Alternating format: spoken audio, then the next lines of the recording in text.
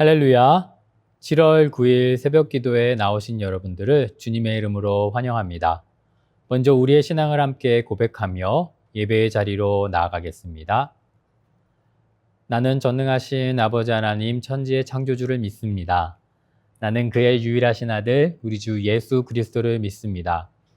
그는 성령으로 잉태되어 동정녀 마리아에게서 나시고 본디오 빌라도에게 고난을 받아 십자가에 못 박혀 죽으시고 장사된 지 사흘 만에 죽은 자 가운데서 다시 살아나셨으며 하늘에 오르시어 전능하신 아버지 하나님 우편에 앉아 계시다가 거기로부터 살아있는 자와 죽은 자를 심판하러 오십니다. 나는 성령을 믿으며 거룩한 공교회와 성도의 교제와 죄를 용서받는 것과 몸의 부활과 영생을 믿습니다. 아멘. 함께 기도하겠습니다. 살아계신 하나님 아버지 감사합니다. 오늘도 우리에게 하루를 허락하여 주시고 이 하루를 통하여 하나님의 마음 또 하나님의 말씀을 알아갈 수 있도록 기회를 주심에 감사드립니다. 하나님, 오늘 하루 누군가에게는 그토록 갈망했던 하루임을 다시금 기억합니다. 이 하루, 선물과 같은 하루를 주님의 말씀으로 시작하여 이 세상 가운데 빛과 소금의 말씀으로 또 손발로서 하나님의 뜻을 증거하는 사명자의 삶을 살아갈 수 있도록 인도하여 주시옵소서. 우리의 마음이 두 가지로 갈라지지 않도록 오로지 하나님을 향해서 한 마음을 품고 나아갈 수 있는 시간 될 수 있도록 아멘으로 순종하며 나아갈 수 있도록 우리 마음 깊은 곳에 좌정하여 주시옵소서. 하나님께서 함께 하실 것을 믿사오며 예수님의 이름으로 기도드립니다. 아멘. 오늘 우리에게 주시는 하나님의 말씀은 시편 113편 1절부터 9절까지의 말씀입니다. 제가 하나님의 말씀을 봉독하겠습니다. 할렐루야, 여호와의 종들아 찬양하라. 여호와의 이름을 찬양하라. 이제부터 영원까지 여호와의 이름을 찬송할지로다. 해 돋는 데에서부터 해 지는 데까지 여호와의 이름이 찬양을 받으시리로다. 여호와는 모든 나라보다 높으시며 그의 영광은 하늘보다 높으시도다. 여호와 우리 하나님과 같은 이가 누구리요? 높은 곳에 앉으셨으나 스스로 낮추사 천지를 살피시고 가난한 자를 먼지 더미에서 일으키시며 궁핍한 자를 거름 더미에서 들어세워 지도자들 곧 그의 백성의 지도자들과 함께 세우시며 또 임신하지 못하던 여자를 집에 살게 하사 자녀들을 즐겁게 하는 어머니가 되게 하시는도다. 할렐루야. 이것은 하나님의 말씀입니다. 시편 113편 1절은 이렇게 시작합니다. 할렐루야, 여호와의 종들아 찬양하라. 여호와의 이름을 찬양하라. 마치 잠들어 있는 영혼을 흔들어 깨우듯이 식어 있는 마음에 다시 불을 붙이듯이 그는 하나님의 백성에게 하나님을 찬양하라고 외치고 있습니다. 그런데 이 찬양은 한순간의 감정이 아닙니다. 2절에 이어지지요. 이제부터 영원까지 여호와의 이름을 찬송할지로다. 하나님을 찬양하는 일은 오늘 잠깐 하고 끝나는 일이 아니라 이제부터 영원까지 이어져야 할 하나님 백성의 삶이라는 것을 얘기하죠. 상황이 좋을 때나 상황이 이해되지 않았을 때에도 우리는 찬양해야 함을 이야기하고 있습니다. 왜냐하면 찬양의 근거는 내 형편에 변화 있지 않고 하나님의 이름, 그 이름 위에 있기 때문입니다. 그리고 3절에서 시편 기자는 찬양 범위를 더욱더 넓히고 있습니다. 해 돋는 데에서부터 해 지는 데까지 여호와의 이름이 찬양을 받으시리로다. 해가 뜨는 곳에서부터 해가 지는 곳까지 이 표현은 고대 근동 세계에서 온 세상, 곧 세상 끝에서 끝까지를 가리키는 관용적인 표현이었습니다. 당시 제국의 왕들은 자기의 권력을 자랑할 때 이런 표현을 사용했습니다. 해 뜨는 데부터 해 지는 데까지 나의 영토다라고 외쳤던 것이죠. 이것은 왕의 힘과 정복과 통치의 범위를 과시하기 위한 이야기였습니다. 이집트와 메소포타미아 비문들, 제국의 승전 기록 속에서 이런 표현은 왕의 절대 권력을 나타내는 상징적인 언어였습니다. 오늘날에도 태양은 여전히 그 강력함을 상징하고 있죠. 전 세계 피파 가입국을 보면 약 200여 나라가 있는데요.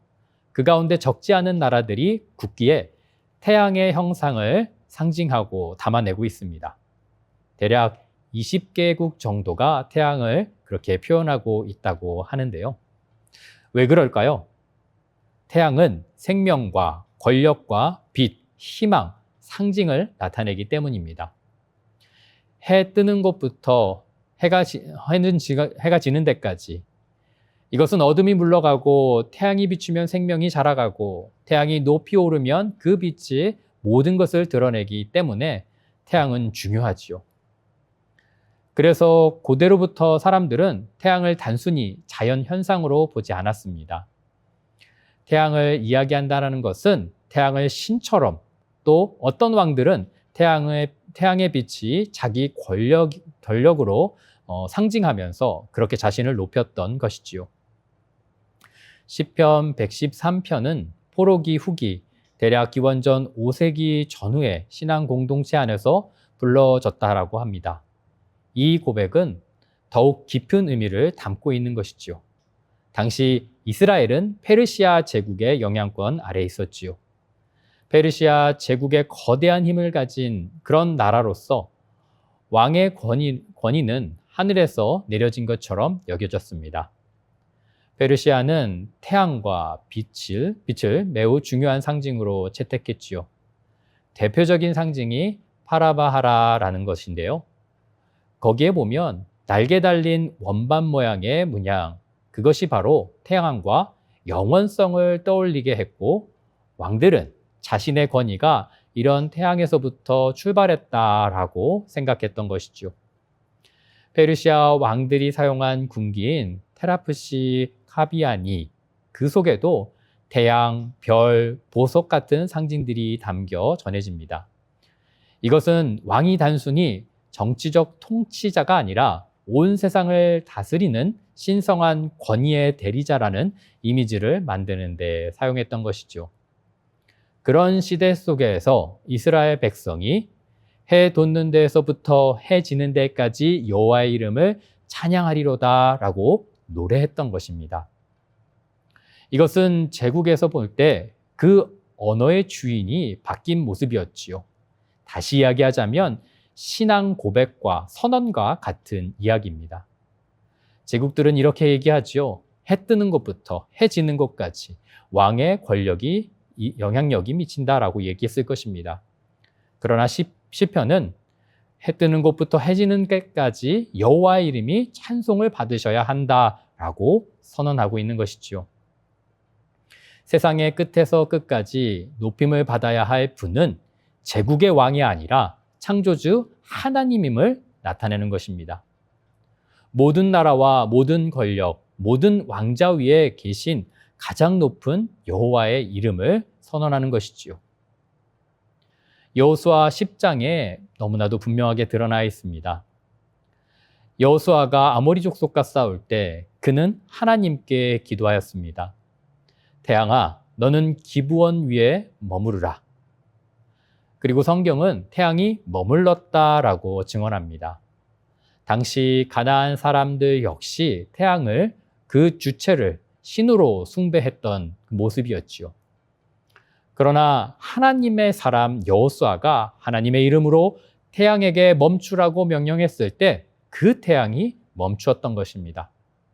이것은 태양이 신이 아니라 하나님의 명령 아래 있는 피조물임을 드러내고 있는 사건이지요. 태양도 하나님 앞에서 멈춰야 하는 피조물인 것입니다. 해 뜨는 곳부터 해 지는 곳까지 이 모두를 다스리시며 태양도 움직이시는 분이 바로 하나님이심을 선언하는 것이지요. 그런데 시편 113편은 더욱 하나님의 보좌의 위치를 선언하고 있습니다. 4절의 말씀입니다. 여호와는 모든 나라보다 높으시며 그의 영광은 하늘보다 높으시도다. 하나님이 지극히 높으신 분이다라는 것과 하나님은 모든 나라 위에 뛰어나신 분이다라는 것, 페르시아, 바벨론, 이집트보다 높으시며 현재 우리가 두려워하는 모든 제도와 나라들보다 현실 어떤 것보다 높으시다라는 것을 선언하는 것입니다. 사람의 눈으로 닿을 수 없는, 사람의 손으로 이룰 수 없는, 인간의 어떤 권력도 지식도 경험도 미칠 수 없는 더 높으신 하나님을 선포하고 있는 것이죠. 그래서 시편 기자는 5절에 이렇게 묻고 있습니다. 여호와 우리 하나님과 같은 이가 누구리요? 이 질문의 대답을 우리는 듣게 되는데요. 누가 하나님과 같은 분이 아니다.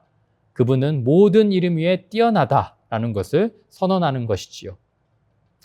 제국이 하나님과 같을 수 있겠습니까? 세상의 어떤 태양과 어떤 상징이 하나님과 비교될 수 있겠습니까? 신약에서는 이렇게 표현합니다. 모든 이름 위에 뛰어난 이름.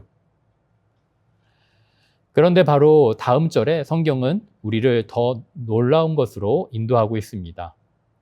6절의 말씀인데요. 스스로 낮추사 천지를 살피시고 높고 높은 하나님께서 스스로를 낮추셨습니다. 이것이 시편 113편의 중심에 있는 신학적 역설이라고 할 수 있을 것입니다. 세상의 왕들은 높이 올라가려만 노력하지요. 높은 자리에 앉아 군림하려 하지요. 그때가 되면 낮은 사람들은 보려 하지 않습니다. 권력을 잡으면 더 많은 것을 거두고 또 더 많은 사람들을 움직이려 하며 영토를 차지하려고 혈안이 되지요. 제국의 왕들은 그들에게 높은 자리, 그것은 지배하는 자리였지만 하나님은 그것에서 스스로 낮추셔서 가난한 자들, 기록되지도 않는 사람들을 바라보고 계셨던 것입니다. 하나님의 시선은 세상과 다름을 노래하는 것이죠.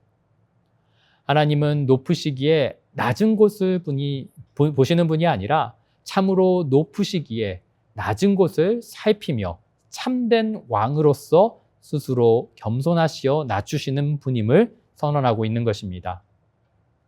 멀리 닿을 수 없는 분이 아니라 낮은 자를 향해 몸을 굽히시며 사랑을 나타내시는 분. 세상의 권력은 높아질수록 사람을 밟고 올라서려만 하지만 하나님의 권위는 세상의 어떤 것보다 높으시고 또 그 높음에 머무르지 아니하시며 스스로 낮아지심을 조명하고 있는 것입니다. 이것은 당시 제국의 질서를 완전히 뒤집는 말씀이었을 것입니다. 위대함이란 지배하는 힘이 아니라 낮은 자를 돌아보는 사랑에 있다라는 선언인 것이죠. 그래서 7절과 8절은 구체적으로 묘사하고 있습니다. 가난한 자를 먼지 더미에서 일으키시며 궁핍한 자를 거름 더미에서 들어세워 지도자들, 곧 그의 백성의 지도자들과 함께 세우시며, 여기서 하나님이 주목하시는 사람은 제국의 왕이 아닙니다. 귀족도 아니고 부자도 아니지요. 먼지 더미에 앉은 가난한 사람들, 거름 더미에 버려진 궁핍한 자들입니다. 사람들의 눈으로 보기에는 가치 없어 보이는 사회 중심에서 멀리 떨어져 있는 그런 사람들, 이름도 기억되지 않는 사람들입니다. 그런데 하나님께서는 바로 그런 사람들을 보신다라는 것이지요. 몸을 낮추시고 그들을 일으키시며 살피신다는 것입니다. 이것은 온전한 회복을 이야기하는 것입니다. 오늘날 저와 여러분들이 세상 살아가는 모습들을 보면 사람들은 쓸모에 따라, 가진 것에 따라 평가하는 것에 익숙해합니다. 그게 맞는 세상의 원리다, 이것이 진리다라고까지 착각하며 살아가고 있기에 두렵습니다. 그러나 하나님은 버려진 자들을 찾아내시고 낮은 자를 일으키시며 잊혀진 자를 다시 살피시고 세우십니다. 9절도 마찬가지지요. 또 임신하지 못하던 여자를 집에 살게 하사 자녀들을 즐겁게 하는 어머니가 되게 하시는도다. 고대 사회에서 아이를 낳지 못하는 여인은 깊은 수치와 아픔 속에 살아갔습니다. 사람들은 그녀를 실패한 사람처럼, 때로는 하나님의 그런 저주로, 또 때로는 세상의 저주로 그렇게 됐다라고까지 여겼지요. 그러나 시편은 그 여인을 하나님의 회복의 주인공으로 다시금 세우십니다. 하나님은 아이를 낳지 못하던 여인을 집에 살게 하시고 자녀들을 즐겁게 하는 어머니의 자리를 허락하십니다. 하나님께서 수치 속에 있는 사람들을 외면하지 않으신다라는 것이지요. 사람들의 시선 아래 낮아진 자를 하나님은 은혜로 품으시고 다시금 바라보시며 세우시는 분이다라는 것을 선언하고 있는 것입니다. 아마도 고대 근동 이방인들이 이 시편을 들었다면 이상하게 여겼을 것입니다. 그 첫 시작이 해 뜨는 데부터 해 지는 데까지 장엄함으로 자랑할 것처럼 시작됐다가 그들이 기대했던 왕의 승정보가 아니라 낮아짐과 겸손함과 은혜를 이야기하고 있기 때문이지요. 시편 113편은 이렇듯 전혀 다른, 세상의 방식과는 전혀 다른 표현으로서 하나님을 높이며 참된 사랑을 나타내고 있는 것입니다. 이것이 예수님께서 신약에서 보여주셨던 하나님 나라의 모습입니다. 세상의 제국은 중심에 왕을 세우고 주변의 약자들을 밀어내지만 예수님은 가장 낮은 자리에 사역 한가운데로 그들을 초청하시는 것이지요. 바라기는 저와 여러분들이 예수님의 그 초청하심 앞에, 낮아짐 앞에 나아갈 수 있었으면 좋겠습니다. 제국은 말할 것입니다.